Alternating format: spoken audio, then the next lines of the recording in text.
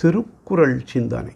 தீய செயல்கள் எங்குமே கொடிய துயரங்களை உழைத்தலால் தீய செயல்கள் தீயினும் தீயனவாக அஞ்சி ஒழிக்கப்படல் வேண்டும். தீவினை கொடியது, துன்பம் தருவது. நல்வினை இனியது, இன்பம் தருவது. இதனை எல்லோரும் அறிந்திருந்தும் பிறவி வாசனையினால் வரம்பு மீறி அதில் இறங்கி விடுகின்றனர். அதனால் வருகின்ற துன்பங்களை பல பிறவிதோறும் மாறி மாறி அனுபவிக்க நேர்கின்றனர். தீ சுட்ட இடத்தை மட்டும் சுட்டு வருத்தும்.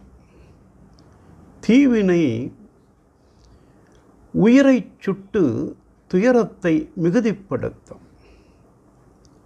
தீயினால் சுட்ட புண் உடனே ஆறிவிடும். ஆனால் தீவினையால் வந்த நெருப்பு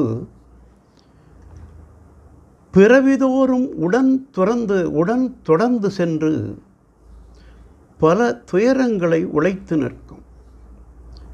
பிறவிதோறும் தீய செயல்கள் தொடர்ந்து சென்று மாறி மாறி வருத்தத்தை தருதலால் அதனை தீயினும் தீயனவாக அஞ்சி விலக வேண்டும் என்று தெய்வப்புலவர் தீவினை அச்சம் அதிகாரத்தில் தீயவை தீய பயத்தலால் தீயவை தீயினும் அஞ்சப்படும் என்றார்.